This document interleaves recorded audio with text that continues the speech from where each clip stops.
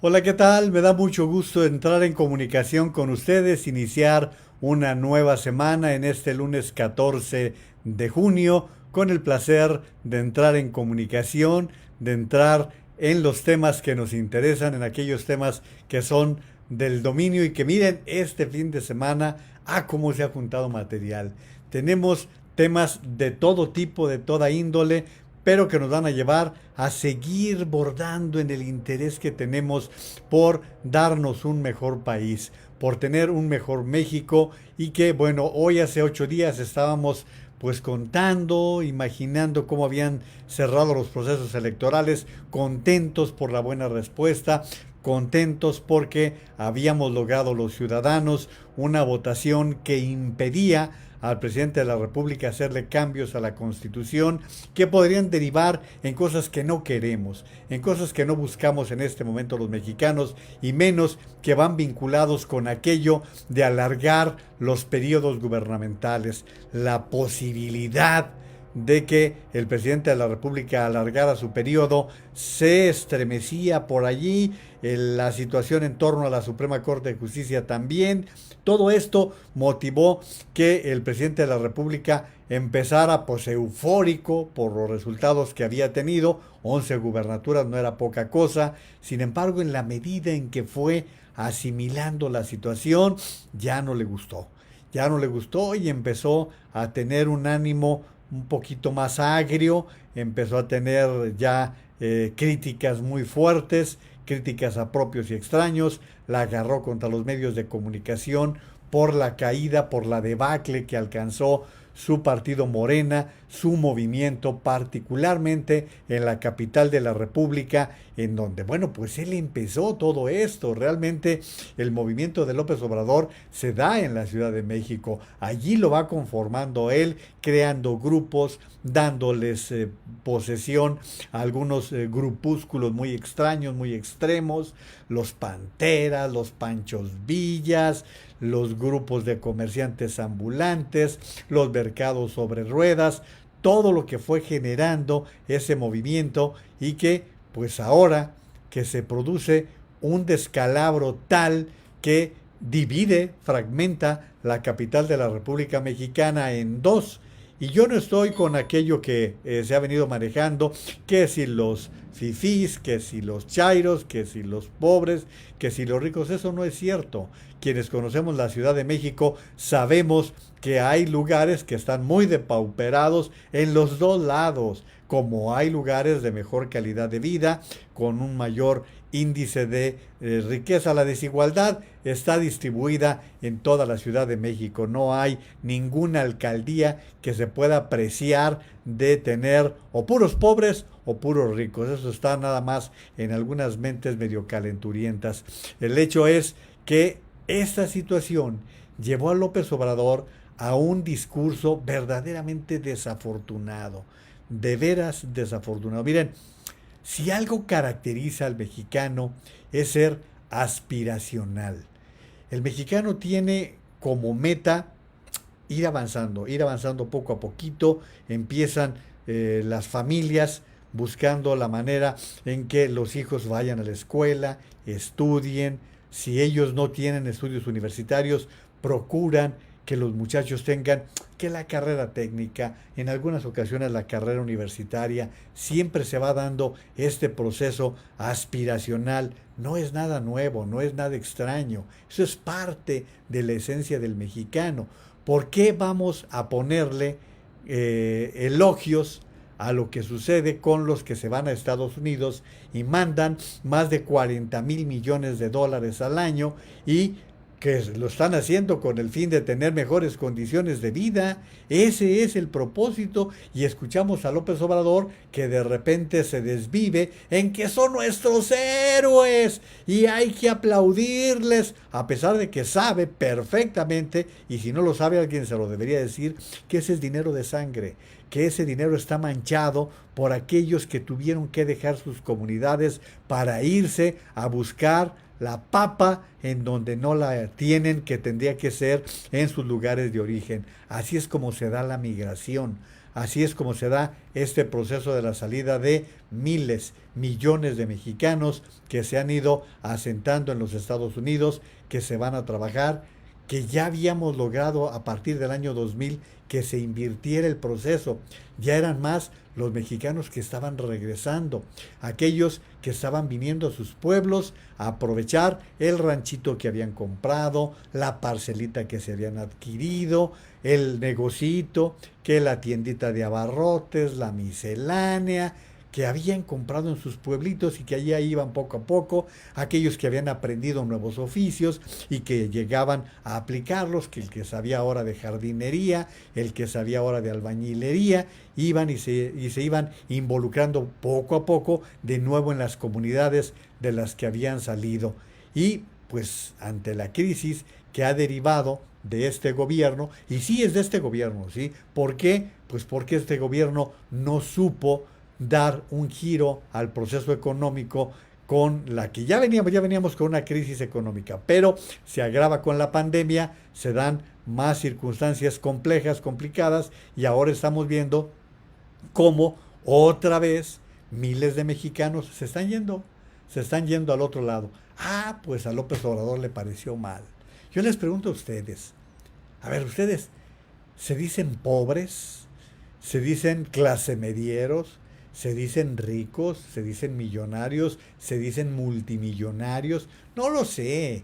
Yo creo que todos formamos una sociedad que es un mosaico en el cual vamos buscando tener mejores condiciones de vida y no hay por qué estarle colgando pretextos, pecados, algunos calificativos como los que ha usado López Obrador desde el viernes para acá.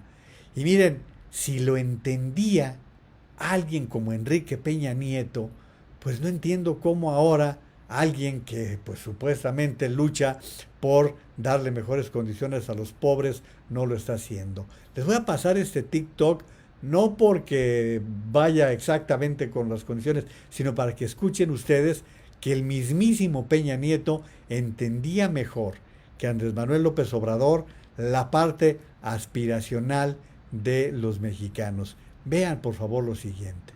Ustedes mismos. Tiene el talento y la capacidad para alcanzar cualquier meta que se proponga. Propónganse metas muy altas, porque las van a poder alcanzar. Piensen siempre de forma creativa, de manera innovadora. Cuando tengan algún tropiezo, sepan levantarse. No se queden ahí en el suelo. Quiéranse y crean en ustedes mismos. Llegarán tan lejos como se lo propongan. Sí, ya tenemos zapatos, pues, ¿para qué más?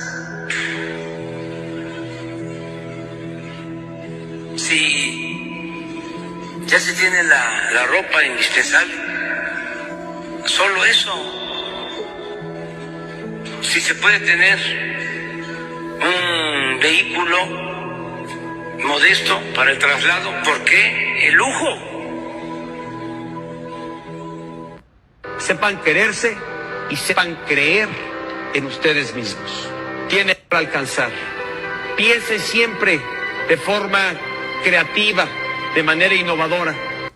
Si de esta manera lo entendía el presidente Enrique Peña Nieto, híjole, qué pena que el actual presidente no entienda ni siquiera esa calidad del mexicano, que es una de sus riquezas, es una de las riquezas que caracterizan al mexicano, el buscar, aspirar a ser mejor, en todo, no nada más en tener más dinero, en ser mejores padres, en ser mejores amigos, en ser mejores empleados. Por eso, pues, cuando a alguien le dicen que fue el empleado del mes, se siente muy bien. ¿Por qué? Pues porque es una forma de aspirar a ser mejor en todos los sentidos. Y esto parece ser que al presidente de la República le parece erróneo. Vamos a platicar de esto. Vamos a platicar de un gran reportaje que hace el periódico The New York Times, en el cual está mostrando las fallas más evidentes, las fallas que se registraron en la línea 12 del metro. Vamos a platicar de todo esto. Los invito para que me den sus puntos de vista, me den sus comentarios, me den sus aportaciones. Como de costumbre, que compartan la transmisión. Si quieren invitar a otras personas, nos da mucho gusto, porque esta comunidad que hemos construido ustedes y yo nos ha permitido buscar estos canales de comunicación, irle dando resonancia a ese tipo de cosas. Vamos a platicar entonces de esto, de, ay caray, qué caro les va a salir el abrir, el conservar al Partido Verde Ecologista. Tanto así que ahora estamos viendo que están descubriendo los abusos, los excesos del gobierno del exgobernador Manuel Velasco, que ahora es senador, era socio de Andrés Manuel López Obrador, pero como dijo la semana pasada que sería necesario empezar a negociar, pues ya a algunos no les gustó. Total, creo que vale la pena, pero denme sus puntos de vista. Yo sé que hay quienes se van a molestar, hay quienes están ya molestos, pero yo les pregunto, aquellos defensores a ultranza de Manuel López Obrador, ¿ustedes quieren quedarse pobres? ¿Ustedes quieren quedarse en la mediocridad? ¿Ustedes quieren quedarse en el anonimato? ¿Esa es su esencia? ¿Eso quieren para sus hijos? ¿Eso quieren para sus nietos? ¿Eso buscan para ustedes mismos? ¿Eso que está diciendo de López Obrador? ¿Sí? Que le pega y agrede al clase mediero, aquel que ha luchado por tener mejores condiciones de vida. No sé, se lo pregunto. Miren, hace muchos años, cuando yo daba un servicio social como parte de la carrera, me acuerdo que me decía mucho Anita Parada Tobar, la hermana de mi maestro Jesús Parada Tobar, porque ella era quien coordinaba el equipo, que le sorprendía que había personas que su máxima ilusión era organizar la fiesta de 15 años de la hija, y me decía, y tú ves que están en condiciones paupérrimas, de una pobreza extrema. Sin embargo, su ilusión era darle el baile de 15 años a la niña. Era parte, bueno, pues ese tipo de aspiraciones, ¿qué tiene de criticable? ¿Qué tiene de criticable y qué tiene de malo frente a lo que una persona quiere en la vida? Si nunca lo tuvo, si nunca lo puso, si nunca lo pudo alcanzar, pues ¿dónde está ese problema? En fin, les agradezco mucho sus puntos de vista, sus aportaciones, y voy precisamente para entrar a sus comentarios. La maestra Carmen Robles Gil nos da las buenas noches. René Vázquez también, ¿qué tal? Juan N. Hernández nos está saludando. Marilú Campos Rico también, muchísimas gracias. Dice Edgar Kraus, buenas noches. El Partido Verde se doblega ante el desvío de 1,185 millones de pesos. El miedo no anda en burro. ¿Quién sigue? No, pues es que, Edgar, aquí de lo que se trata es que ya están sacando las uñas, y el Verde y el PT siempre tienen precio para sus apoyos. Gracias a Lourdes Barragán, ¿qué tal? Buenas noches. María del Carmen Ortega Speitia también nos está saludando. Tei Menge también, muy buenas noches. Gracias, Vigasi Gasi. Buenas noches, comunidad. No sé ustedes, pero a mí este zángano me tiene furiosa. No, Vigasi, vamos manteniendo nuestro espíritu de crecimiento, de lucha, de avance. Alfredo Ibarra, buenas noches, comunidad, saludos desde Pinos, Zacatecas. Mayela Iturriría Alvarado, buenas noches también, nos está dando las buenas noches a toda la comunidad. José Rodríguez Jauregui, es la opinión de un perverso frustrado que no supo ser presidente. Sigamos aspirando y luchando por ser y estar mejor. Mayedit Rec B, buenas noches, señor Naveja, saludos. López Obrador ataca a la clase media porque quiere que esté más fregados y poderlos manipular. No lo dudaría ni tantito, de verdad. Manuel Licea, buenas noches, cuídense. Lourdes Barragán, hashtag aspiracional. Manuel Licea dice, veamos las gansopendeadas del día de hoy, empezando por el pleito de Ebrard Sheinbaum. Juan Armando García, buenas noches, maestro, y a toda la comunidad. Gracias también por estar participando, Juan Armando, y a todos ustedes. Dice Josefina Martínez, buenas noches, nos está saludando. Karinita Guadalupe Pardo, buenas noches a todos. Esta noche y en especial nuestra compañera Antonia Ibarra por su cumpleaños. Ya no sabía que cumplía años, así que bendecido cumpleaños para Antonia Ibarra. Ojalá Dios la bendiga y todo vaya adelante y vaya bien. Dice además Karinita, qué horror de presidentillo. Él cree que eso es gobernar un país. Me recuerda más a las mitoteras de lavadero de la vecindad. Mi pregunta, ¿cuándo va a empezar a gobernar este país? Enorme, le queda a la banda presidencial, enorme. Es que no sabe gobernar. No sabe, no tiene el menor entendimiento. Ahí me quedo, Maru. No tiene el menor entendimiento de lo que representa gobernar. Miren, voy a entrar a sus afirmaciones, a sus declaraciones con respecto a esta situación de las aspiraciones. Escuchen ustedes, yo sé, mira, a mí también me enfada escucharlo, pero da pie para que vayamos analizando a quien finalmente pues ejerce desde el Palacio Nacional. ¿Opina lo mismo de las clases medias? Y lo pregunto porque la semana pasada decía usted que Sí. son aspiracionistas y egoístas. Sí. Hay un sector de la clase media que siempre ha sido así, muy individualista, que le da la espalda al prójimo, aspiracionista, que lo que quiere es ser como los de arriba y encaramarse más que se pueda, sin escrúpulos morales de ninguna índole. Son partidarios de que el que no tranza no avanza. Es increíble cómo apoyan a gobiernos corruptos. Yo lo atribuyo a que son muy susceptibles a la manipulación, que leen el Reforma. ¿Las clases medias? Sí, un sector, tampoco todas, porque ni modo que todas las clases medias lean el Reforma. No, el Reforma lo leen aquí en la Ciudad de México. No sé, el tiraje del Reforma debe de ser 30,000 periódicos. Lo que sucede es de que sí tienen influencia, sí alcanzan a manipular, porque están dedicados a eso. Es la política fascistoide. Entonces, se han dedicado a reforzar con la manipulación esa actitud conservadora de ciertos sectores de la clase de media. ¿Cuál es el ideal? Porque también en el flanco izquierdo se dice, ¿no? Sí, A ver, antes de que entre a dar el sermón, vamos dándole una pasadita a lo que está diciendo. A ver, está dando a entender que hay personas envidiosas. Y el envidioso es él, ¿eh? Realmente la persona que no tiene escrúpulos es él. Porque una persona que miente, que engaña, que roba, porque roban, pues ahí están ellos, ¿sí? Que está atacando a los demás, que se la vive hablando de los demás. El periódico Reforma, como el periódico El Universal, como el periódico 24 Horas, como la Crónica de Hoy, como el Heraldo de México, como todos los periódicos del norte de Monterrey, El Milenio, todos los periódicos tienen un propósito. Y para leer un periódico, primero se necesita saber leer. Entonces ahí ya estamos hablando de una élite. No, el periódico Reforma no tiene un tiraje de 30,000 ejemplares. No, presidente, no diga tonterías, no diga babosadas. Ese es un periódico que tiene arriba de 100,000 ejemplares. No es el gran tiraje, ¿sí?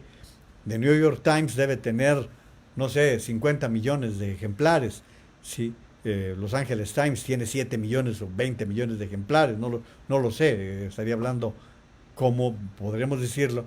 Quiere decir, si fueran los 30,000, quiere decir que aquel que lee el periódico Reforma es una persona abusiva, que va tratando de alcanzar al que va adelante, pero con mala leche. No se fija lo que habla, no se fija lo que dice. En su afán de descargar el hígado, en su afán de ofender, de atacar, va hablando de todo esto.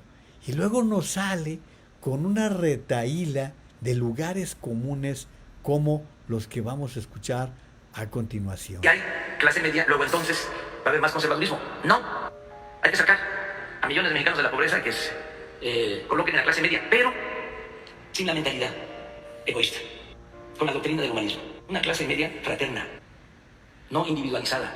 Entonces hay que seguir luchando, creando conciencia para tener una sociedad mejor. ¿No les parece que son unas declaraciones tan desafortunadas, tan mal hechas, tan mal concebidas? ¿Sí? Si hay que sacarlos de la pobreza, ¿cómo? ¿Cómo?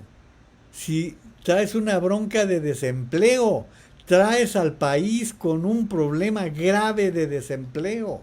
Si el año pasado provocaste el cierre de 1 millón de pequeñas y medianas empresas, pequeñas, la tiendita, el salón de belleza, el gimnasio, son los que cerraron, porque fuiste tan egoísta que no tuviste la capacidad de desarrollar e impulsar un programa para que la gente no perdiera su empleo, su forma de vida. Eso era lo que estaba de por medio.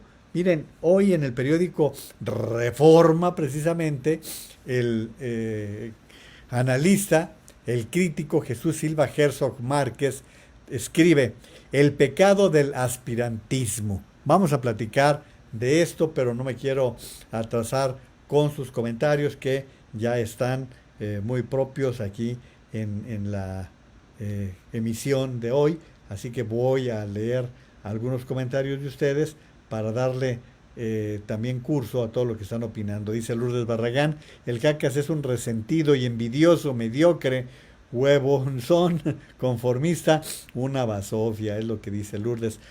Marilú Camporrico: nunca pensé llegar a decir bravo Peña Nieto, pues para que vean. Dice Rafa Dávila: ¿cuándo comenzará a gobernar este payaso que habita Palacio Nacional, tipejo frustrado y estulto, que significa estúpido? Joe Martínez: escuché en las noticias de Telemundo que México va a donar vacunas a Bolivia y los mexicanos, no, y a Paraguay también. Sí, también, pues va, los mexicanos ya veremos en qué ritmo va. Dice Rafa Dávila: ¿cuándo comenzará a gobernar? Y ya lo había comentado en ese mismo sentido. Dice María Guadalupe Pérez Arriaga: vejete, como él tiene a los mejores y su hijo viste ropa de marca fuera de la presidencia este 2022. Tere Mendiola: buenas noches, comunidad naveja, muchísimas gracias. También Alejandro Palacio Segura: imagínense que uno le diga a sus hijos: oye, ya te di la primaria, ya para qué estudias más, si el presidente dice que no aspires a más. Qué tipo tan más nefasto el de la presidencia. Muy bien, Alejandro. Ricardo López: hola, buenas noches, señor Juan María y comunidad adicionales. Ya sabemos, los colados a eso solo seremos morenos, serenos morenos. Buenas noches, dice Ricardo. Teiben G: días antes de las votaciones le pregunté a unos AMLovers que echaban pestes contra la clase media alta y le pregunté si un día él viera a una persona de esa clase social en peligro, como lo hemos vivido como ejemplo en los sismos, si lo dejaría en esa situación o lo ayudaría. Me dijo que sí lo ayudaría. Le comenté que así somos los mexicanos. Dice que siempre estamos allí cuando vemos que nos necesitan, sin importarnos de qué clase social somos. Entonces, ¿por qué permites la división que nos ha hecho el austero de nuestro palacio? Y creo que sí lo dejé pensando. Pues hay que dejarlos pensando muchas veces. Allí me quedo, Maru, para entrar precisamente al artículo de Jesús Silva Herzog Márquez: el pecado del aspirantismo. El príncipe del infierno neoliberal ha ensartado la apetencia de prosperidad en las almas débiles de la clase media. Nos lo informó el presidente en una de sus homilías más recientes.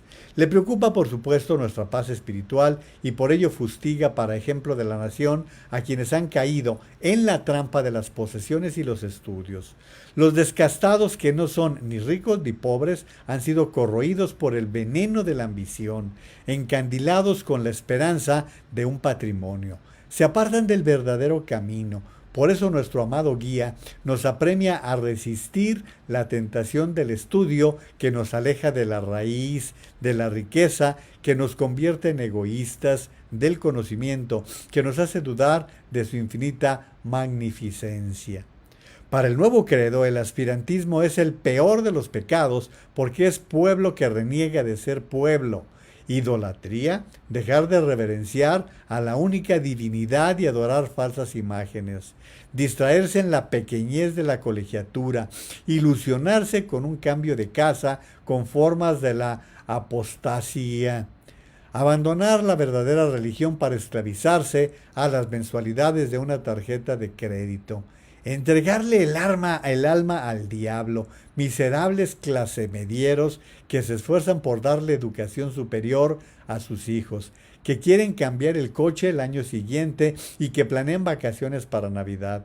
Dice más Jesús Silva Herzog Márquez: el pecado que enfurece al presidente es una degeneración moral propia de la clase media, una expresión de su deslealtad o más bien de su soberbia. Aspiracionista es quien se atreve a desear lo que no hereda. Aspiracionista es, por eso, quien comete el pecado de actuar como individuo, quien no acepta su origen como mandamiento, una poderosa insumisión solitaria. El pecador que recibe la condena presidencial es una persona que se rebela, es un individuo y es por eso mismo caprichoso, cambia de parecer, muda de simpatías, apoya un día y da la espalda al día siguiente. Ahí está el demonio que combate con furia el hombre del palacio, el individuo. En su nostalgia comunitarista, la energía individual no solamente es egoísta, es perniciosa. El mensaje es claro. El individuo, condición indispensable de la ciudadanía, es una categoría que el presidente detesta. La palabra misma no aparece en su vocabulario porque se emplea siempre como individualismo, su derivación como un escarnio que se emplea como si fuera un sinónimo de egoísmo. La ignorancia y la pobreza son la única ruta de la felicidad, decía Rousseau. El romántico que nos gobierna no pierde oportunidad para recomendarnos el mismo camino.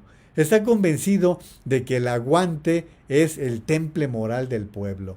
Si para el presidente el trapiche es el símbolo de la economía popular, la resignación es expresión del civismo profundo. Ser parte de la comunidad es aceptar el infortunio, es ser tolerante a las desgracias que impone la vida. Ser ciudadano en tiempos de la transformación es no quejarse más que del pasado. Los males solamente pueden provenir del neoliberalismo y de los gobiernos anteriores. No pueden surgir del gobierno actual ni de sus principales representantes. La ciudadanía es resignación ante la tragedia, sufrir en silencio y no dudar jamás del benefactor que nos cuida. Los más pobres son sabios porque saben que las desgracias suceden, dijo el presidente hace unos días. No se refería, por supuesto, a una catástrofe natural. Hablaba del metro de la capital que se desplomó matando a 26 personas.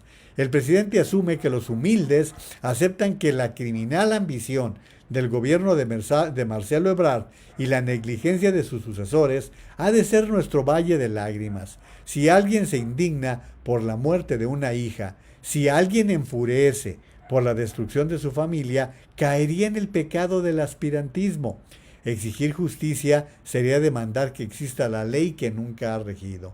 Y termina diciendo Jesús Silva Herzog: a decir verdad, el sermón presidencial no parece esperanzador. El presidente reconoce que es difícil expiar el aspirantismo. Por eso el predicador se le ve contrariado. No encuentra el rezo para la salvación de la clase media y su retorno a la verdadera religión. Si ha entrado en contacto con el vicio, advierte el presidente, el alma se ha contaminado irremediablemente. Si alguien lee el Reforma, habrá que perder toda esperanza. El artículo de Jesús Silva Herzog Márquez, precisamente en el periódico Reforma. Les pregunto, ¿aspirar a tener una mejor vida está mal?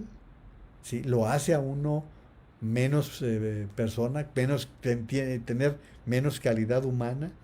El saludo de Ana Santillán, muchísimas gracias. Gabino Cárdenas, mi querido profesor, a mí nadie me quita mis aspiraciones, menos los mediocres. Saludos, comunidad naveja. Y miren que el profesor Gabino Cárdenas es, como la profesora Carmen, son maestros que se dedican a formar, que se dedican a transformar la sociedad.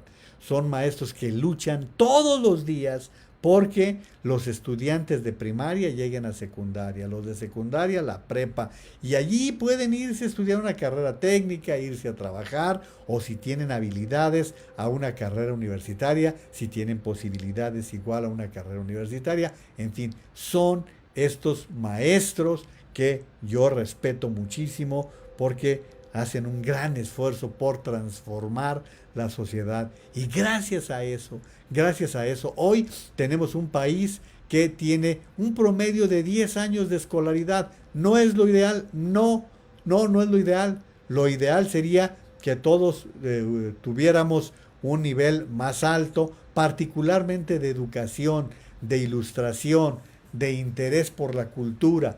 Eso sería lo ideal, aunque no tuviéramos la instrucción. Pero pues no todo mundo lo puede tener, porque hay quienes tienen que chambearle. Hay quienes tienen que empezar a las 6 de la mañana y llegar a su casa a las 9 de la noche después de una larguísima jornada, porque es su forma de transformar, su forma de hacer que su familia tenga mejores condiciones de vida. Tere Mendiola, maestro, este señor se muerde la lengua, ya que él hizo todo lo que dice, tuvo la aspiración para llegar a ser presidente, ahora que llegó nos quiere tener con una pata en el cuello, nos quiere tener sumisos. Manuel Isea, con respecto a Ebrard y Sheinbaum, enójense las comadres y sáquense las verdades. Adán Montero Oropesa, muy buenas noches, muchísimas gracias. Juan Carlos Camacho, hola Juan María, muy buenas noches, tiene mucha razón, aunque me duela decirlo, el argumento del Mesías de cuarta, muchos mexicanos son vulnerables a la manipulación y a la mentira. ¿De qué otro modo entendemos que él tenga tanto impacto entre 16 millones de mexicanos que aún creen en él a ciegas?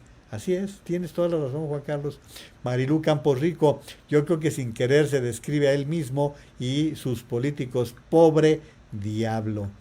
Beatriz Alvarado, saludos comunidad desde Guadalajara, feliz inicio de semana. Ana Isabel Herrera, buenas noches Juan María y comunidad aquí presente, muchísimas gracias también por sus comentarios, dice Ricardo López, pero ese señor no entiende que somos como los cangrejos, si nos pusieran en una cubeta, todos buscamos cómo salir adelante, eso ya lo han comentado muchos extranjeros a lo largo de nuestra historia. Roberto Castillo, buenas noches señor Naveja, un abrazo, yo aspiro a sacarlo a patadas del palacio, creo que somos muchos. Abel Franco, buenas noches a todos, acabo de conectarme, vi un poco del discurso del presidente, de plano, ese hombre está loco, entonces su país perfecto es un país lleno de pobres, a él le gusta eso, a él le gusta hundir en la pobreza a la gente. Juan Armando García dice, este fulano AMLO desea una población ignorante y fácil de manipular, no tiene idea de lo que representa tratar de salir adelante, desea que todos seamos igual de retrasados que su prole de seguidores, nos quiere sumisos y aplaudidores. Muchísimas gracias. También Vigasi Gasi dice, el chico Flan estudia en la escuela más costosa de la Ciudad de México, trae el iPhone más costoso, los tribagos, no digamos, pura hipocresía, nos quiere pobres a nosotros, pero no a ellos. Gerardo Navarrete, buenas noches Juan María, saludos a todos los de esta comunidad pensante. Y miren, hoy, como muchos lunes, Ricardo Anaya hizo su comentario tomando precisamente este tema. Vamos a escuchar porque creo que están interesantes los conceptos de Ricardo Anaya en el comentario que, a ver, vamos a ver si ahora sí, a ver, parece que ahora sí va a estar bien, ahora sí. Es que no ahora sé. Sí el presidente perdió la brújula. Su manera de entender la elección es un verdadero disparate, una completa locura. O sea, para él, los narcos se portaron bien. Los que pertenecen a la delincuencia organizada, en general bien. Y resulta que la clase media se portó mal porque le dio la espalda a Morena en la Ciudad de México. O sea, defiende a los criminales y se va con todo en contra de la clase media, porque según él son gente muy difícil de convencer. Y al joven que estudia y sueña con salir adelante, lo llama aspiracionista y egoísta.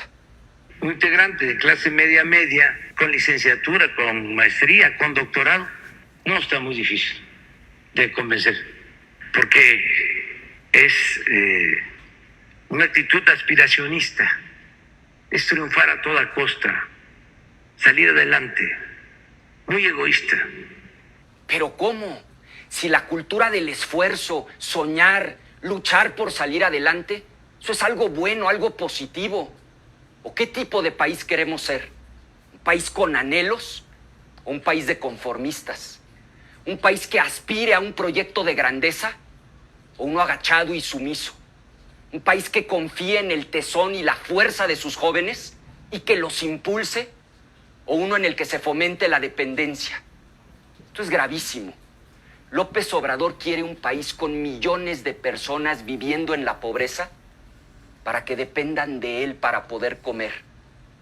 O sea, ¿cómo se atreve a comparar a la gente pobre con mascotas? Es atender a la gente humilde, a la gente pobre. Esa es la función del gobierno. Hasta los animalitos que tienen sentimientos, ya está demostrado. Ni modo que se le diga a una mascota, a ver, vete a buscar tu alimento, ¿no? Pues se les tiene que dar, ¿no? No, presidente. Los jóvenes que hoy viven en pobreza no quieren que usted los trate como mascotas. Quieren estudiar, quieren oportunidades, quieren progresar y sí, quieren salir adelante. A mí también me indigna la pobreza y la extrema desigualdad que tenemos. Pero entiéndalo, por favor. La mayoría sí queremos una transformación. Necesitamos una transformación. Pero no esta transformación. Basta ya de dividir a México. Este no es el país de ricos contra pobres o el de la clase media aspiracionista y egoísta. No queremos más división, queremos unidad. Es tiempo de reencuentro y reconciliación, porque solo unidos, todas y todos juntos, podremos salir adelante.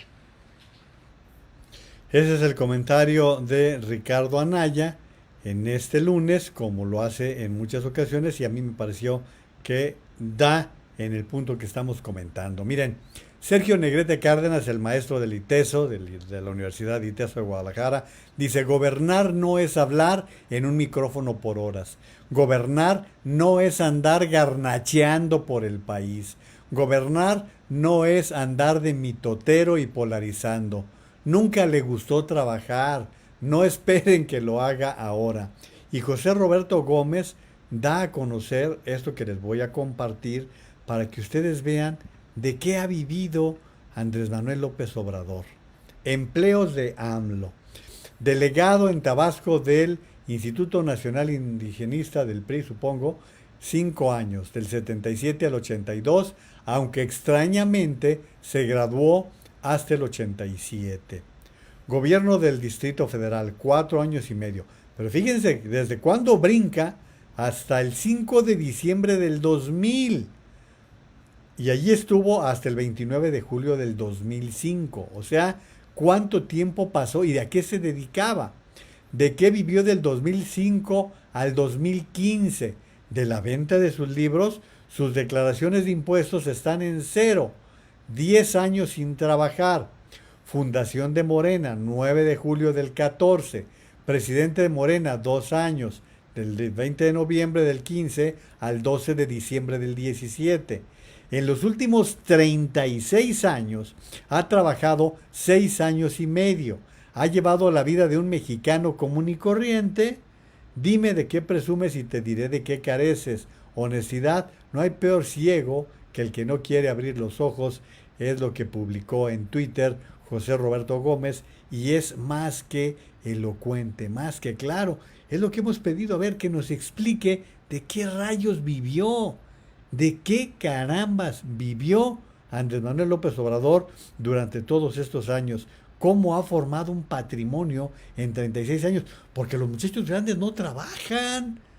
¿De qué les dio el patrimonio para que abrieran la cervecera y la chocolatera? Digo, no me imagino que sea Hershey's o que sea Modelo, ¿no? Supongo que deben ser empresas discretas, empresas pequeñas. Pero aún así, pues se necesitan recursos para poder emprender ese tipo de negocios. Dice Benjamín Ortiz: ¿alguien de su familia no estudió nada?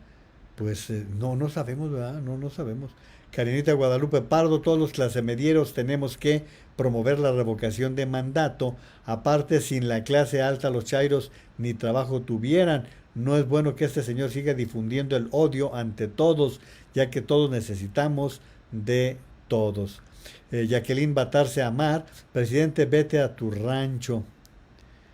Eso es Pilar Pifu Pifu, es increíble todo lo que este señor dice y lo más terrible es el que mejor vive en México en un palacio a todo lujo y el pueblo muriéndose de hambre. Sigan chairos creyendo en él. Saludos, señor Juan María, bonita noche igualmente, gracias por el comentario.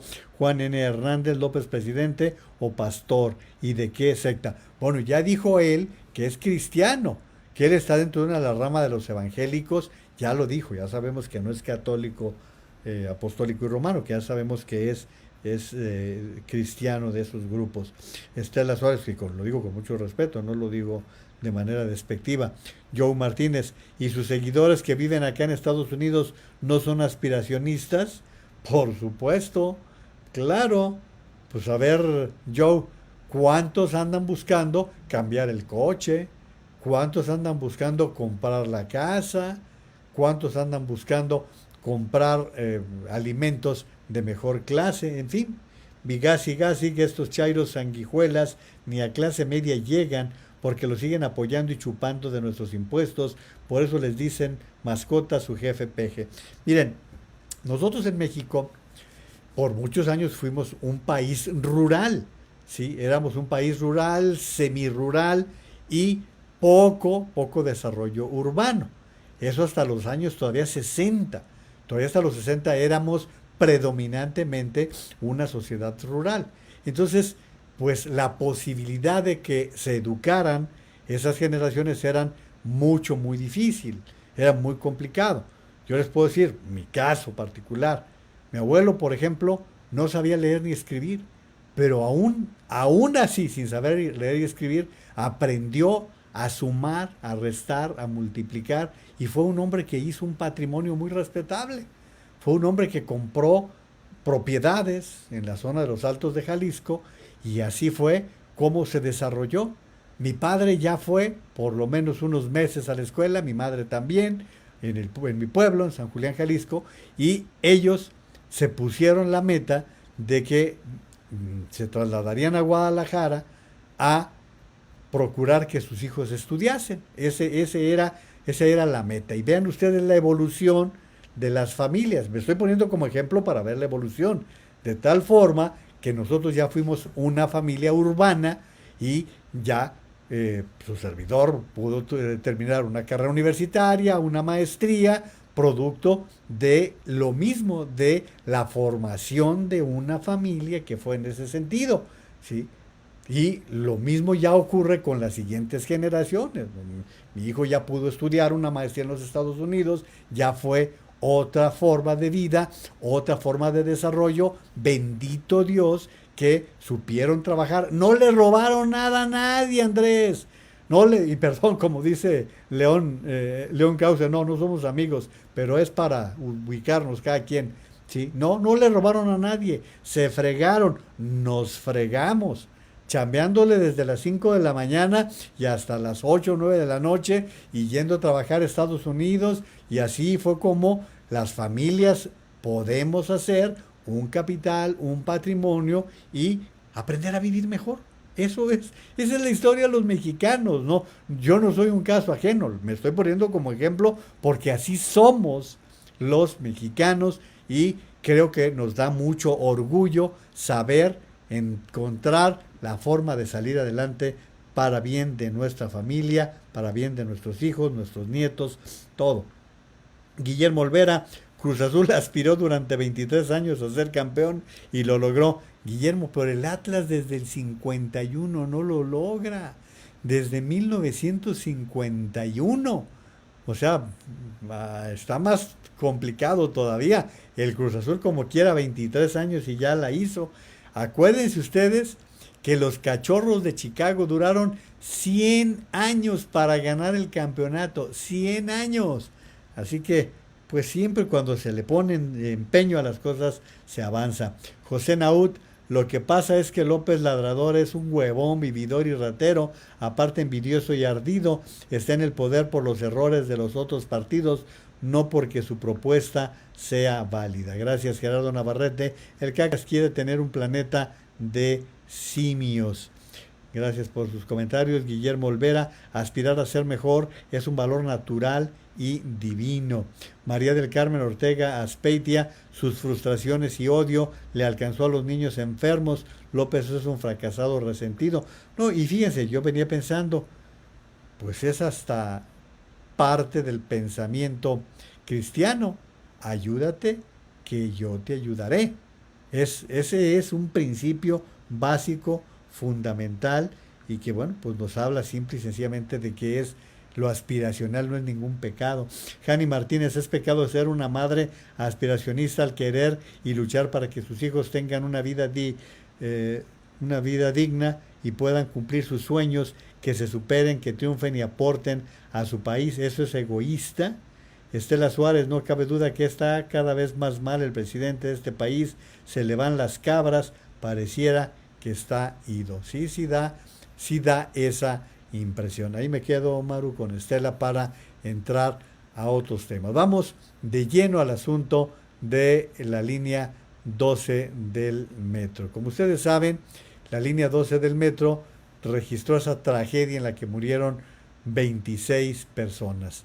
Y el periódico The New York Times este fin de semana publicó un reportaje en primera plana, producto de un trabajo muy serio, muy profundo, que permitió conocer de primera mano la impresión de especialistas que consideraron que lo que ocurrió en el caso de la línea 12 del metro, pues fue que desde el principio se hicieron mal las cosas.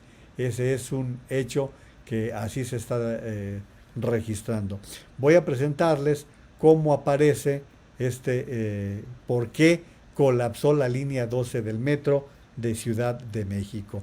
Y voy a abrir aquí para que ustedes puedan verlo. Les digo, esto aparece en la primera plana del periódico The New York Times. Una investigación muestra los graves fallos de construcción y las presiones políticas que hay detrás de una tragedia que amenaza a dos de las figuras más destacadas de México. Y ese trabajo lo hicieron, fíjense ustedes lo que es un trabajo de investigación: Natalie Kitroff, María Javid, James Glantz, Oscar López, Wei Yikai, Evan Grohan, Miles Payton y Alejandro Segarra. Esto publicado el día de ayer. Y aquí tienen una animación muy interesante. Era una cálida noche de mayo. Tania Lezama Salgado subió al metro con su hermana Nancy. Habían pasado horas buscando el vestido rosa más espectacular y los zapatos más brillantes para su fiesta de 15 años. Y ahí estamos viendo esa animación en donde va el metro. Tania se había acostumbrado a los chirridos y sacudidas del metro, pero esa noche, al atravesar un paso elevado a toda velocidad, tironeando con violencia y más rápido de lo que ella recordaba, algo se sentía distinto en el metro. De pronto escuchó un gran estallido, luego los gritos mientras el viaducto colapsaba y el tren se desplomó unos 12 metros sobre la calle de abajo. Cuando Tania volvió en sí, su cuello estaba atrapado entre las puertas del metro, con la cabeza asomando entre los escombros y el olor de la sangre invadiéndole la nariz. Encima de ella había cuerpos desparramados. Sus manos sintieron lo que parecían ser los tirantes de la mochila de su hermana. Al estirar, descubrió que se trataba de las vísceras de otro pasajero. Ahora, Tania pasa los días en el hospital sin poder caminar, con la pelvis hecha añicos y sujeta con un artilugio de metal. 4 tornillos sobresalen de cada costado de su cuerpo. Encima de su cama de hospital hay una foto de su hermana Nancy de 22 años, una de las 26 personas que murieron en el desplome del metro aquella noche. Poco después, el presidente López Obrador, que se presenta como defensor de los pobres y enemigo de las élites, pidió disculpas a las familias de las víctimas y solicitó paciencia, mientras los funcionarios averiguaban qué había salido mal y de quién era la culpa. En el caso de la línea del metro, los más afectados, dijo durante una conferencia de prensa, gente humilde, trabajadora, buena, entiende que estas cosas desgraciadamente suceden. Pero una investigación de The New York Times, basada en documentos gubernamentales que abarcan varios años, entrevistas con personas que trabajaron en la construcción y análisis de la evidencia del lugar del siniestro realizado por expertos, ha encontrado graves fallos en la construcción del metro que parecen haber causado directamente el colapso. Y vamos a escuchar la entrevista que hoy hace Carlos Loret de Mola en W Radio, en su programa Así las Cosas, con la corresponsal en jefe de The New York Times, Natalie Kitroff, quien fue entrevistada por Carlos Loret. Vaya sacudida que ha generado en el país la portada del periódico New York Times, que después de tomar miles de fotografías y consultar a decenas de ingenieros, determina que la falla trágica que mató a casi 30 personas en la línea 12 del metro de la Ciudad de México tuvo que ver con una falla en la soldadura de los pernos metálicos. Y a partir de ahí se ha desatado un golpeteo por la sucesión presidencial, que si Sheinbaum, que si Ebrard. Está en la línea la corresponsal del New York Times en México, integrante del equipo que realizó este reportaje, Natalie Kitroff. ¿Cómo estás, Natalie? Muy buenas tardes. Es un gusto saludarle, muy buenas tardes. ¿Qué sucedió con los pernos metálicos, Natalie? ¿Cómo explican ustedes esta desgracia y cómo llegaron a esa conclusión? Bueno, como bien dijiste, consultamos con ingenieros expertos, revisamos miles de fotos del sitio del colapso, analizamos miles de páginas de documentos oficiales, y lo que nos dicen los ingenieros es que estos pernos, los cuales parecen ser pequeños, pero son una parte muy clave de la estructura de la línea 12, fallaron de una forma muy básica, con un corte limpio. Este corte limpio es una indicación que la soldadura era deficiente, porque con una soldadura buena no se falla así. Además, han visto que los pernos se colocaban de una forma muy irregular. Esto es otro error, no debería de ser así. Y también notan que quedaron unos anillos de cerámica que se ponen ahí alrededor del perno durante la construcción, pero que se debe retirar y no se lo retiraron. Eso es otro error básico que se ve en la construcción. Ahora, la responsabilidad de esto tiene que ver con el entonces jefe de gobierno, Marcelo Ebrard, y con la compañía constructora del ingeniero Carlos Slim. Bueno, sabemos, los hechos son que Carso es una empresa del ingeniero Slim, es la empresa que construyó este tramo, y obviamente porque los ingenieros nos señalaron los problemas con los pernos, nos enfocamos ahí en los errores en la construcción. Así que esto era el enfoque de la investigación solo porque los expertos nos llevaron a esto y todos estaban de acuerdo de que el fallo grave estaba en la construcción. Y sí, efectivamente, el canciller Marcelo Ebrard era jefe de gobierno en este momento. ¿Qué opinas de quienes dicen que esto fue una filtración de la jefa de gobierno Claudia Sheinbaum y su equipo para golpear al canciller Ebrard? Bueno, como bien sabes, nunca discutimos nuestras fuentes en el New York Times, pero lo que les puedo decir es que la conclusión de los ingenieros con que hemos consultado es algo que ellos llegaron a esta conclusión, ¿no? A través del trabajo que hicimos aquí en México, a través de las fotos, y eso es una conclusión, era la conclusión de todos. Así que a eso llegaron la gente con que colaboramos.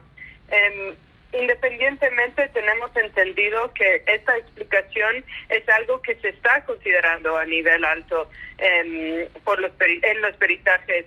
Entonces, no sé qué decirle. O sea, yo sé que ha habido una reacción bien fuerte al artículo. Esto no me sorprende, es una cosa muy sensible, el accidente, pero lo único que le puedo confirmar es que la investigación se desarrolló a través de semanas de trabajo, no solo aquí en México, sino también en Nueva York, y los ingenieros son los que nos guiaron en este tema. Ahí tienen parte de esa entrevista que realizó Carlos Loret de Mola con Natalie Kitroff, quien es la corresponsal jefe del periódico The New York Times, de lo publicado con respecto a la tragedia en la línea 12 del metro y ellos están presentando su investigación. Esto es periodismo de investigación. Punto. Vamos a escuchar las barbaridades de costumbre de López Obrador, pero aquí sí podemos decir es un trabajo de un grupo de periodistas que levantaron toda la investigación en México, la llevaron a Nueva York, la contrastaron con especialistas y llegaron a una conclusión que ellos están presentando. Se supone que mañana darán a conocer los resultados del peritaje que se le encargó a una empresa noruega por parte del gobierno de la Ciudad de México. Vamos a ver qué luces da y particularmente a ver cómo se ejecuta la justicia para poder responsabilizar a aquellos que cometieron errores y que provocaron la muerte de 26 personas. Rafa Dávila dice, aquí los únicos mediocres arrastrados y manipulados por un tlatoani huevón e inútil son los solo perros que entran a comentar una transmisión de ideas que no comprenden, pobres coprocefálicos. Gracias, Rafa, eso fue fino. Fran Libra, muy bien por Ricardo Anaya. Rafa Ramírez Lira, muy buenas noches, maestro Juan María. Es un error más que se suma a los muchos de loco del Palacio que con sus palabras denigra y ofende a la gente que lo sigue. Son mediocres y no tienen aspiraciones de mejor calidad de vida. Gracias, Rafa. Saludos allá hasta Querétaro. Y miren, es otro que está empeñado en educar, está empeñado en formar en el plantel de la Universidad del Valle de Atemajac en el estado de Querétaro, y allí están trabajando, procurando formar mejores mexicanos. Juan N. Hernández, se nota la falta de aspiraciones de López, por eso es un presidentillo mediocre. Marilú Camporrico, muy ubicado el mensaje de Ricardo Anaya. Por su parte, también déjeme subirle, Gabriela González, ¿cómo estás, Gaby? Ya se acabó la campaña, ya estás de nuevo por aquí, me da muchísimo gusto que nos saludes nuevamente, mi querida Gaby, y a darle ahora con los libros otra vez, mi querida Gaby, no le aflojes. Dice, buenas noches, Comunidad Naveja, seguimos trabajando, recolectando libros para fomentar la lectura. Acuérdense que en eso está Gaby González. Lourdes Barragán, pues la caca con la caca, dice, es lo que dice Lourdes, pues lo dicen puros símbolos, pero yo trato de interpretarlos. Santiago Cárdenas Toto dice, aquí con la comunidad pensante, saludos desde San Andrés, Tuxtla, Veracruz, este gobierno es un desastre, a reserva de mejorarlo. Claudia Guerrero, buenas noches, Comunidad Naveja, gracias. María del Carmen Ortega Aspeitia, cómo me alegro que a López no le salieron las cosas como quería, no podrá meter mano en la Constitución, eso es un gran logro para nosotros los verdaderos mexicanos. Muchas gracias por el comentario y me quedo aquí, Maru, para entrar ahora a lo que dijo López Obrador, porque como ustedes imaginarán, pues no se quedó callado con lo expresado en el reportaje de The New York Times y cuando se le preguntó acerca de lo sucedido, este reportero de Reforma, que pobre, le va de difícil enfrentar todo esto, pero él haciendo su chamba. Primero preguntarles sobre la publicación del New York Times del día de ayer relacionada con la tragedia en la línea 12 del metro. Una de sus conclusiones es que pernos metálicos de esta trave que se colapsó en la alcaldía de Tláhuac no fueron soldados de manera adecuada por la premura para entregar esta obra antes de que concluyera el periodo de Marcelo Ebrard aquí en la Ciudad de México. Preguntarle qué opina sobre estas conclusiones y si en caso de que se confirmaran estos señalamientos que hicieron especialistas a este medio, tendría que separarse del cargo el canciller Marcelo Ebrard para enfrentar posibles señalamientos, acusaciones administrativas o penales, presidente. Pues hay que esperar el dictamen. Esto tiene que ver con una investigación que hizo el New York Times y también con filtraciones que siempre se dan.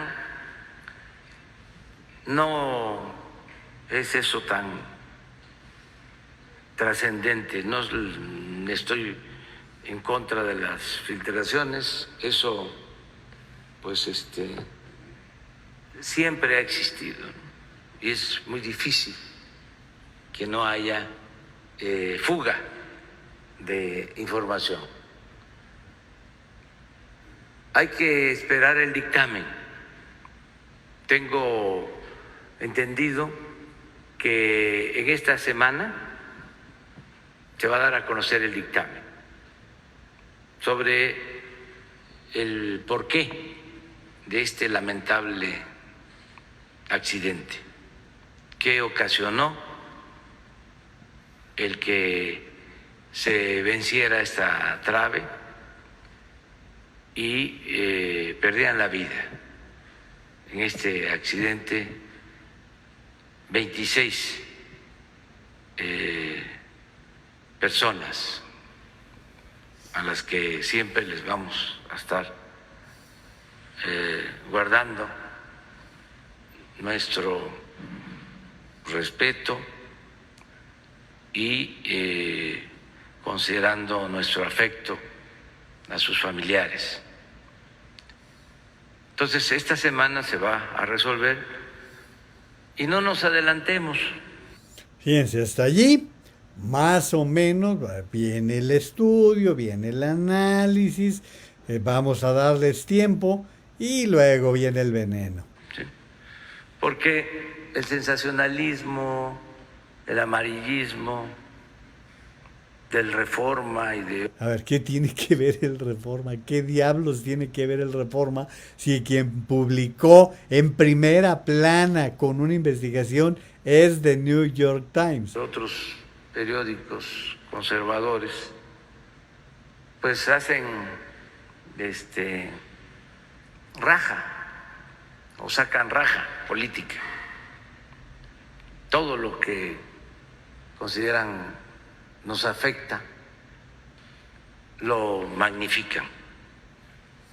26 muertos, un centenar de lesionados y heridos, no es para magnificarse, se magnifica solo, presidente. Son periódicos opositores a nosotros. ¿Usted considera que sí hubo filtraciones? Porque decía ayer la jefa de gobierno que por lo menos de su gobierno no hubo tales filtraciones. Debe de haber habido. Es que no alcanza la jefa de gobierno ni ninguna autoridad en un gobierno a tener seguridad de que los servidores públicos van a actuar con lealtad. En todos los gobiernos hay quienes no solo no coinciden con nuestro proyecto, sino que están en contra. Esto es así, en todos lados. Se fijan, ya dejó de ser la tragedia, lo sucedido en el metro, el reportaje, ya es él, ya lo llevó a su movimiento, ya lo hizo, ya se está victimizando. ¿Que estas posibles filtraciones son fuego amigo en la 4T de cara al 2024? No, ese también es otro estribillo político de nuestros adversarios. Quieren poner a pelear a Marcelo con Claudia. Ellos quisieran eso. Quisieran que se pelearan Marcelo, Claudia, Tatiana, Juan Ramón de la Fuente, Esteban Moctezuma, etcétera, etcétera, etcétera, etcétera. Porque están ellos, los conservadores, muy menguados.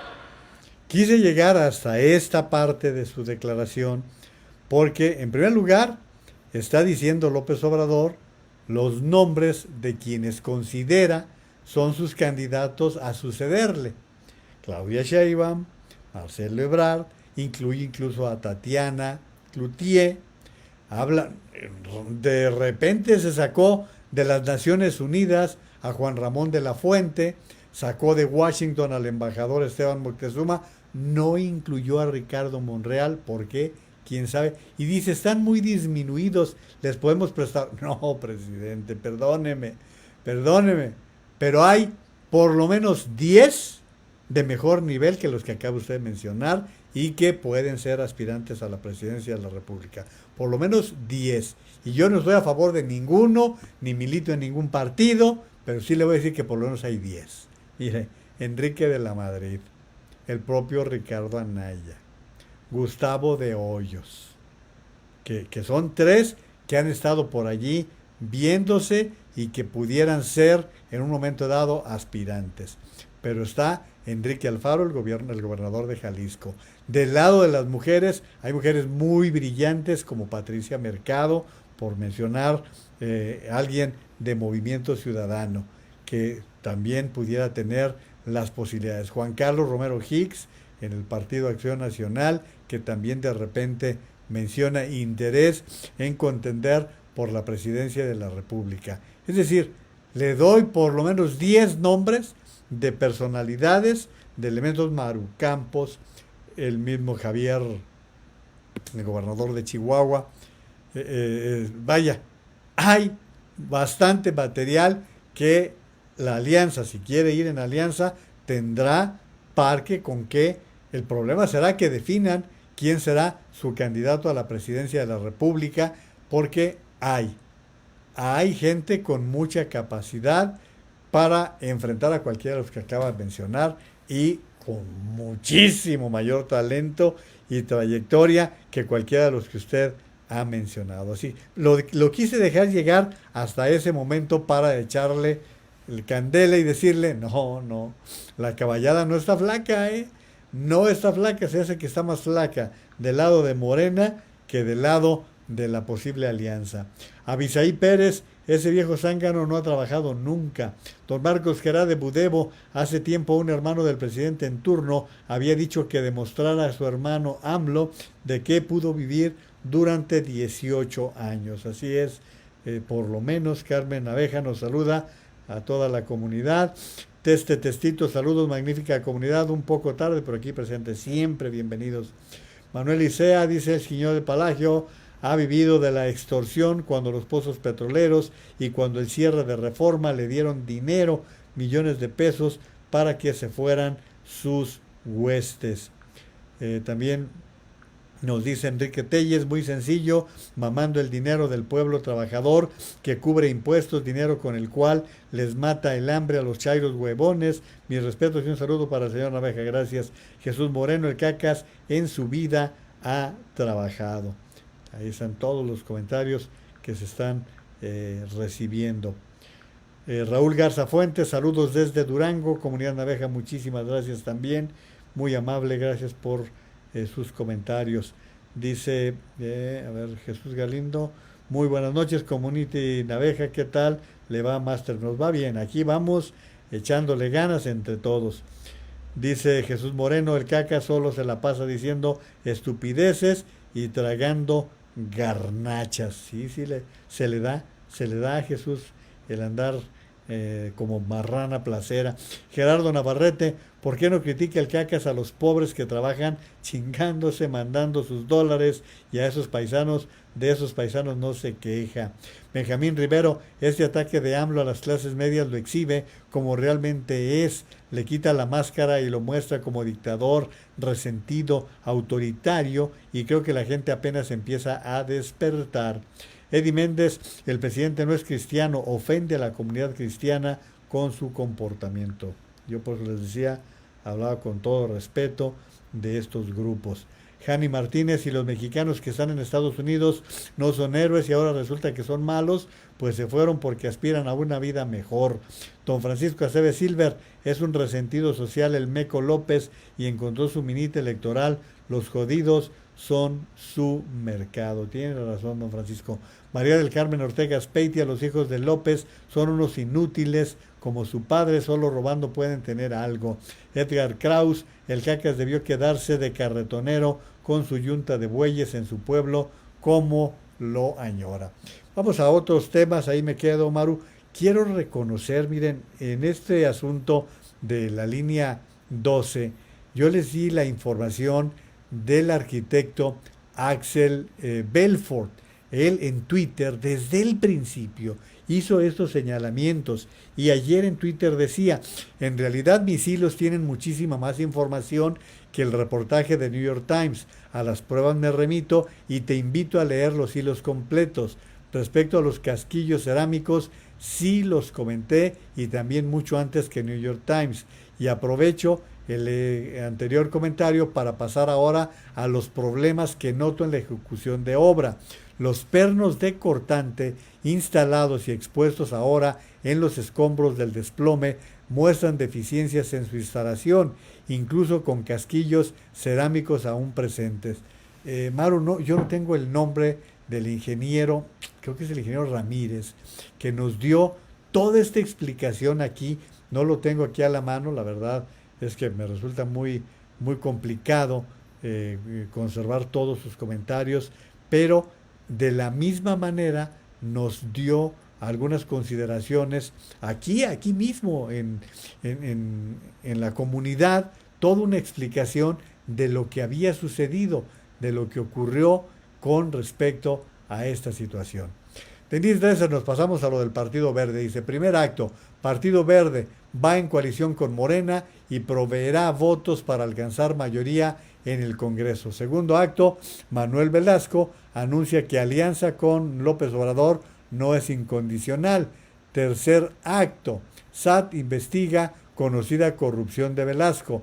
¿Cómo se llamó la obra? Amores Perros.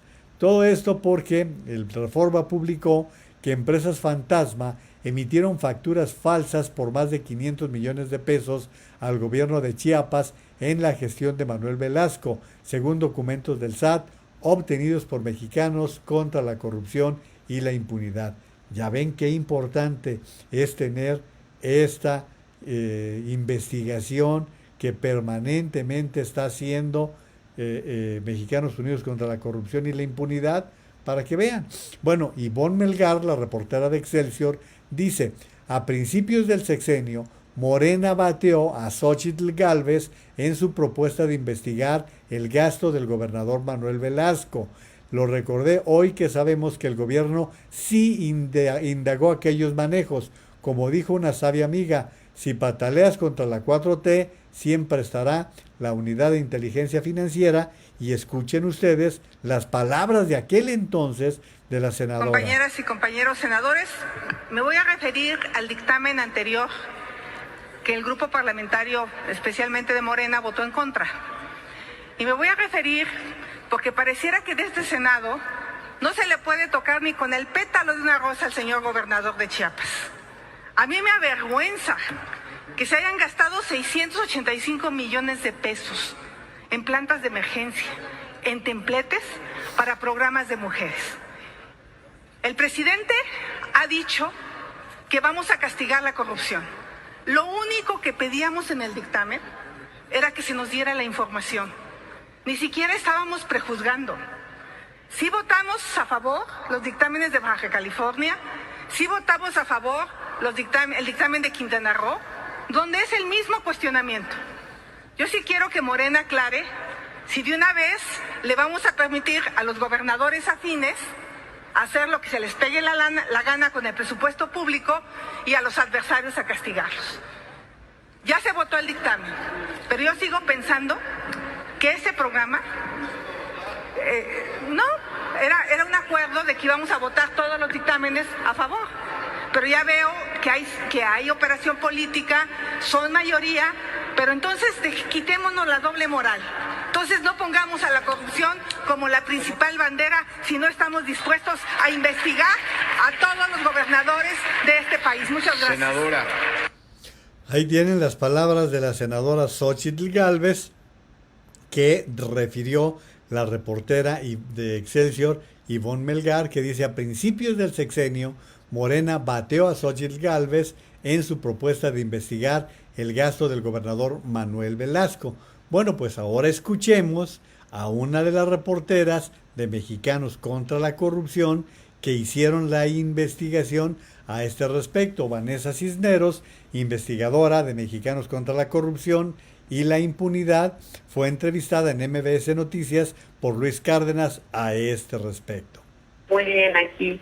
Siempre un placer poderte saludar, Vanessa. Cuéntanos un poco, ¿qué descubrieron ahora? ¿En dónde se fueron 500 millones de pesos? Bueno, descubrimos, mis colegas de Mexicanos contra la Corrupción y yo, que como comentabas hace un momento, el SAT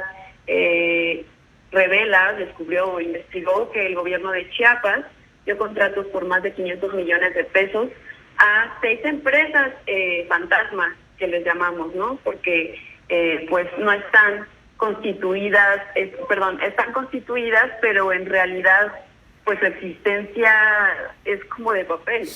Estos contratos se otorgaron, como mencionabas, durante el gobierno de Manuel Velasco.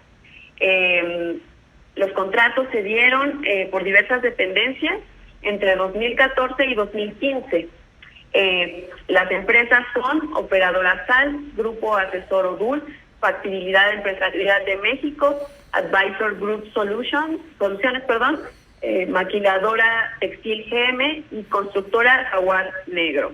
Quienes les dan los contratos a estas empresas son diversas dependencias que ubicamos, que dieron estos contratos. Encontramos, por ejemplo, a la Secretaría de Desarrollo y Participación, la Secretaría de Empoderamiento de las Mujeres, el Colegio de Bachilleres de Chiapas, la Secretaría de Seguridad del CONALEP de Chiapas, la Secretaría de Finanzas, de Educación, la Universidad Politécnica de Chiapas también, entre otras. Detectamos, gracias a informes del SAT, realizados entre 2019 y 2020, que pues estas empresas habían hecho estas operaciones y obtenido este nada despreciable monto de más de 500 millones de pesos, ¿no? Entre 2014 y 2015. Mis compañeras y yo nos dimos a la tarea de visitar estos domicilios que las empresas reportaron como suyos o relacionados a sus accionistas, y lo que encontramos es que estas empresas pusieron sus direcciones en casas de personas humildes, o de plano los pusieron en casas que pues ni existen, ¿no? En domicilios inexistentes. ¿En dónde están estas empresas? En Chiapas y en Morelos. ¿Y qué les vendían, Vanessa? O sea, pues distintos productos. Hay diversos servicios, diversos, pero podemos encontrar, por ejemplo, materiales para escuelas, ¿no? Podemos encontrar ese tipo de cosas. O sea, qué curioso que te vendan materiales para escuelas, pero la sede de la empresa no tiene construido nada, es un baldío. Claro, un baldío, nos encontramos con baldíos con casas que están ubicadas en zonas populares, donde vive pues gente que no sabe nada de esa empresa y que incluso se sorprende, ¿no? Cuando va una y les pregunta, ¿usted es accionista? Me aparece aquí el acta. Me dice, no, pero pues yo de dónde, si yo soy mecánico, soy albañil, ¿no? Ahí tienen ustedes parte de esa entrevista que hace Luis Cárdenas con Vanessa Cisneros, investigadora de Mexicanos contra la Corrupción y la Impunidad, sobre este desvío de 500 millones de pesos del gobierno de Manuel Velasco. Recuerden ustedes que ahora es senador.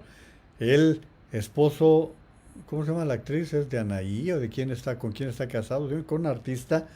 Bueno, pues él ahora es senador. La semana pasada ocurrió declarar que el Partido Verde, al cual pertenece, pues tendría que analizar su vinculación con Morena, y pues tómala que de pronto ya se tiene información a este respecto, y de esto no se quejó López Obrador, como suele quejarse de Mexicanos contra la Corrupción. Ahora ya no dijo que están metidos en la política y que están contra Morena. Ya no fue el caso. Pero ahí tienen ustedes este asunto bastante delicado, metido con el Partido Verde Ecologista de México. Gilberto Guardado es hasta bíblico con la parábola de los talentos. Debemos, diría, hasta por obligación superarse en la vida, siempre buscando el bien familiar y de la comunidad. Muchas felicidades, mi querido Rafa Flores Martínez. Un gran abrazo para un gran reportero que hoy es su cumpleaños. Muchas felicidades, Rafa Flores. Recuerden que tiene su propio en vivo aquí en Facebook también. Qué gusto mandarte un abrazo, mi querido Rafa. Maharishi NB, qué mal pedo, dice, con los morenacos. Los priistas tronaron después de 70 años y los imbéciles de Morena la cagaron en 3 años. Jaja, sí son imbéciles. Estuvo fuerte eso. Raúl Miranda, buenas noches, querida comunidad. Los escucho todos los días en vivo o en repetición. A veces no puedo participar. Yo creo que el presidente hace ese tipo de comentarios para dar la nota y distraernos de las cosas más relevantes de la situación del país. Tienes toda la razón, mi querido Raúl.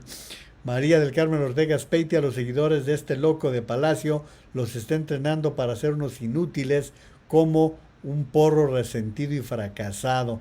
Javier Ibarra nos da las buenas noches. Raúl Enrique de la Cerda Chávez, por favor puede compartir el enlace para tener acceso al artículo. Si es posible, comparta.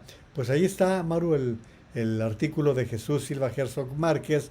Sería bueno darle copy-paste para que quede, porque quien no está inscrito en Reforma, quien no tiene suscripción de Reforma, no tiene acceso a ese tipo de artículos. Creo que así lo podemos hacer. Javier Ibarra, saludos comunidad, muchas gracias. Sonia Neira, ¿cómo es posible que haya personas que apoyen a López? Les dice mascotas, casi les tiene que dar de comer en la boca y no se molestan. ¿Cómo? Eddie Méndez, el presidente no es cristiano, es una ramera, porque se da a quien sea por dinero y poder, se hinca al Dios que sea. Eso es lo que dice. Por su parte, Agustín López nos saluda, también López de la, no dice el completo, dice fuera Morena. Muchas gracias también por su comentario. Ros Cruz Pastrana, sí, claro, aunque ellos tengan otros datos, el pejejito se defiende como gato boca arriba. Gracias al saludo de Marisol López, también de Ros Cruz Pastrana, por el saludo. Rafa Dávila, compañeros clasemedieros, aspiracionales, egoístas, ¿cuál es su mayor aspiración? La mía, ver al Cacas preso y extraditado a Estados Unidos para ser juzgado por sus tratos con el narco. Laura Tellitud, ese señor se siente Dios y la gente lo idolatra. Pues sí, pero también hay que responder a este respecto. Teodoro Méndez, culpa de los favoritos de ya saben quién, ahora todos en Morena, mañana van a dar otros datos por orden del Palacio. También dice Jani Martínez, la clase media preparada es difícil de convencer o de adoctrinar. Humberto Jiménez, ya lo más recomendable es no hablar más del pestilente llamado Peje, lagarto apodado ahora el Cacas. Gracias por sus comentarios. También dice don Jaime Torres, dice saludarlos hoy lunes, algo tarde pero siempre presentes de Tabasco por obligación, pero nada agradable estar en esas tierras del Cacas. Él se llama Uro Azul Caminante en su Facebook, pero es don Jaime Torres. Gracias. Raúl Garza Fuentes, este señor AMLO en verdad hay que hacerle un estudio psicológico, yo creo que es el colmo del egocentrismo.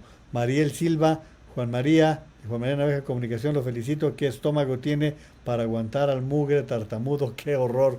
Pues es parte de lo que hacemos en esta comunidad. Y oigan, miren, hoy el expresidente Felipe Calderón subió un tuit que dice que mataron a un comerciante que posó con López Obrador en Michoacán. Dice, es una tragedia y esta vez sí habrá un mínimo de empatía, se investigará y castigará el crimen, hará algo por Cualcomán. Miren, aquí está la nota, se las voy a presentar, de esta persona que fue asesinada y que el presidente Felipe Calderón está revelando. Un grupo armado asesinó a Margarito Galvez Rosales, dueño de la birrería La Guadalupe, a la cual acudió a comer López Obrador durante una gira en el 2019 por Tierra Caliente, Michoacán. El viernes 11 de junio, un grupo armado asesinó al comerciante y quemó su negocio ubicado en el Boulevard Ixtala, en la colonia Tinoco Rubí del municipio de Cualcomán, según los reportes locales. Mira, aquí está, tomándose la foto con el gordo. Ya ven que sí está medio gordito. Pues esta es lamentablemente la nota. Y también dice el maestro Héctor de Mauleón: a 3 años de la sucesión no hay proyecto ni candidato, no hay gobierno, no hay dinero, no hay nada más que un político marrullero, sin visión de largo plazo, cuyo sueño ha llegado a su fin. No debe ser motivo de alegría, sino de preocupación. Y les estoy poniendo el video para que ustedes lo vean, porque se trata del artículo El fin del sueño, publicado en El Financiero por Macario Schettino, y que lo está refiriendo el maestro Héctor de Mauleón con respecto a las críticas que se están formulando. Y tengo más comentarios de ustedes que nos hacen el favor de acompañarnos en la transmisión de esta noche. Déjenme reubicarme donde estaba. Aquí está después de Mariel. Teodoro Méndez sigue diciendo que fue un accidente, para él no hay negligencia, fue una tragedia, una negligencia total. Sonia Neira nos dice: conservadores, jajaja. Pues claro, queremos conservar nuestras pertenencias que tanto nos han costado, no somos como él, que ha vivido de nuestros impuestos toda su cochina vida, y también queremos conservar nuestra libertad, que lo entienda de una vez por todas. Gracias, Sonia, por el comentario. Tere Mendiola: ¿qué opinión le merece que el presidente donó vacunas a Centroamérica y en México faltan muchos de vacunarnos? Es que eso fue lo que le criticaban a países como Estados Unidos, que dijeron: primero vacunamos a los de casa y luego cedemos las vacunas. Así tendría que ser, porque de lo contrario está obrándose mal. María Concepción Valderas de Mendoza: saludos desde Torreón. Gracias. Max Garza Valle: el flaco es todo su gabinete y sus futuros candidatos. María Guadalupe Pérez Arriaga dice: yo con Anaya. Gracias también por sus comentarios. Vivian Suárez de Calafel: nada más de verlo a este presidentito me dan ganas de vomitar. También Emma Rivera Medina nos da las buenas noches. Tere Mendiola: el Mesías dice que tiene derecho a jubilarse por el ISSSTE, ¿cómo ve? No, pues no, ha cotizado 6 años, va a cotizar 6 años, no sé cómo le va a hacer para poder jubilarse por el ISSSTE, no, porque ya no hay pensión para los presidentes. Manuel Isea: la alianza tendrá que ir en alianza, de lo contrario será complicado, cada quien por su lado. Margarita Terán: estuvimos en una urna para decir de manera decente: no estamos de acuerdo. Muchísimas gracias también por su comentario. David Medina: disfruto mucho su programa por su honestidad y sencillez, orgullosamente comunidad Juan María Naveja. Gracias. Víctor M. Tong Serrano: los hijos de P.G. Chávez son burgueses. Laurelena Crespo: bonita noche a todos. Podría decir muchas cosas, pero me queda claro que todos estamos en un solo canal y con la misma visión. Ese señor se va a destruir solo al tiempo. Un abrazo, bella comunidad. Laura, gracias también, como a don Francisco Tobalín Flores por sus comentarios. Alfred: siempre me molestó, me enojó, me encabronó que los politicuchos usen a las personas en pobreza para ellos enriquecerse. Es lo que llamamos tener poca madre. Ángel Pablo Salas Anguiano: que Obrador ponga el ejemplo, o es nada más para los demás y él debe ser millonario, que se lo crea su papá, el diablo comunista, dice el diablo comunista hereje. Manuel Isea: 500 millones para aportaciones, el saldo son 1.100 millones, ¿dónde está el resto? Bueno, pues hasta ahí sus comentarios. Muchísimas gracias por habernos acompañado en la transmisión de hoy. Gracias, creo que pudimos completar todo lo que ustedes señalaron a lo largo de la transmisión. Les agradezco su atención y les recuerdo: aunque López-Gatell haya desaparecido del mapa, hay que cuidar a los demás, hay que cuidarnos. La pandemia no desaparece. Seguir usando la mascarilla, la sana distancia, lavarse las manos, hay que seguir teniendo los cuidados. Les recuerdo, hay que vacunar a los niños contra la polio, contra el sarampión. Por hoy es todo, que Dios los bendiga, cuídense mucho, por favor.